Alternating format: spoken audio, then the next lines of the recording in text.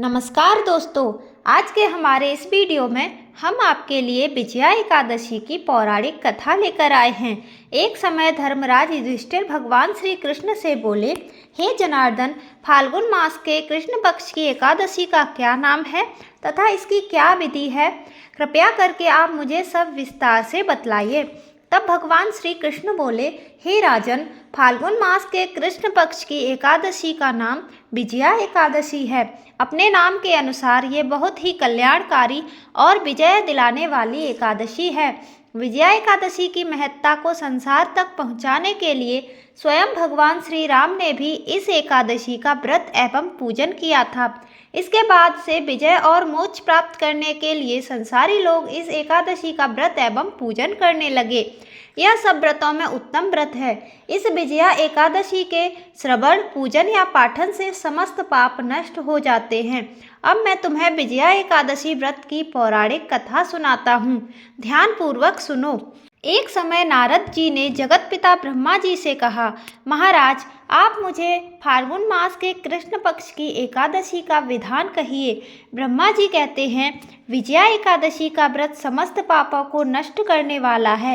इस एकादशी व्रत की विधि मैंने आज तक किसी से भी नहीं कही है। यह एकादशी समस्त मनुष्यों को विजय प्रदान करती है। त्रेता युग में मर्यादा पुरुषोत्तम श्री राम को जब 14 वर्षों का वनवास हो गया, तब वे श्री लक्ष्मण और सीता जी सहित पंचवटी में निवास करने लगे। वहां पर दुष्ट रावण ने जब सीता जी का हरण किया, तब इस समाचार से भगवान श्री राम और लक्ष्मण जी अत्यंत व्याकुल हुए और सीता जी की खोज में चल दिए। चलते चलते जब वे जटायु के पास पहुँचे, तो जटायु उन्हें सीता जी का सारा वृत्तांत सुनाकर स्वर्गलोक चले गए। आगे चलकर उनकी सुग्रीव से मित्रता हुई और बाली का वध किया। हनुमान जी ने लंका में जाकर सीता जी का पता लगाया और उनसे श्री रामचंद्र जी और सुग्रीव की मित्रता का वर्णन किया। वहां से लौटकर हनुमान जी ने भगवान श्री राम के पास आकर माता सीता का सब समाचार सुनाया। तब श्री रामचंद्र जी ने वानर सेना सहित लंका की ओर प्रस्थान किया।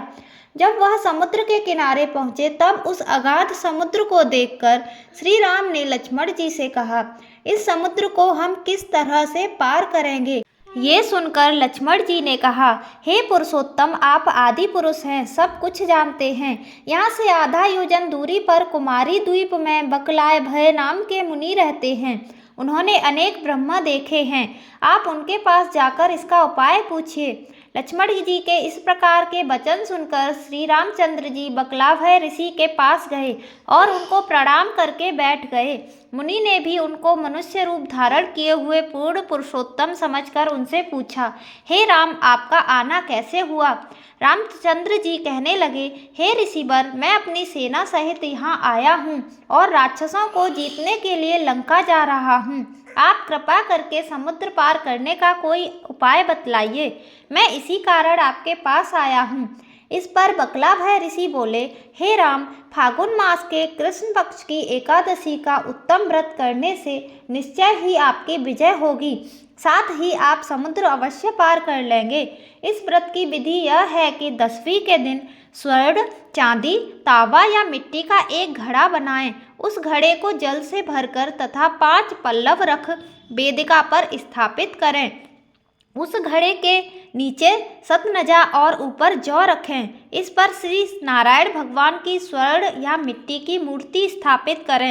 एकादशी के दिन स्नान आदि से निवृत्त होकर धूप, दीप, नैवेद्य, नारियल आदि से भगवान श्री नारायण की पूजा करें। तत्पश्चात घड़े के सामने बैठकर दिन व्यतीत करें और रात्रि को भी उसी प्रकार बैठे रहकर जागरण करें। द्वादशी के दिन नित्य नियम से निवृत्त होकर उस घड़े को ब्राह्मण को दान दे दें। हे राम, यदि तुम इस व्रत को सेनापतियों सहित करोगे तो तुम्हारी विजय अवश्य होगी। श्री रामचंद्र जी ने ऋषिवर के कहे अनुसार इस व्रत को किया और इसके प्रभाव से दैत्यों पर विजय प्राप्त की। अतः हे राजन, जो भी मनुष्य इस व्रत को नियम पूर्वक करेगा, दोनों लोकों में उसकी अवश्य विजय होगी। श्री ब्रह्मा जी ने नारद जी से कहा था, हे पुत्र, जो कोई इस व्रत की कथा का महात्म्य पढ़ता, सुनता या सुनाता है, उसको वाजपेय यज्ञ का फल प्राप्त होता है। जय श्री हरि विष्णु।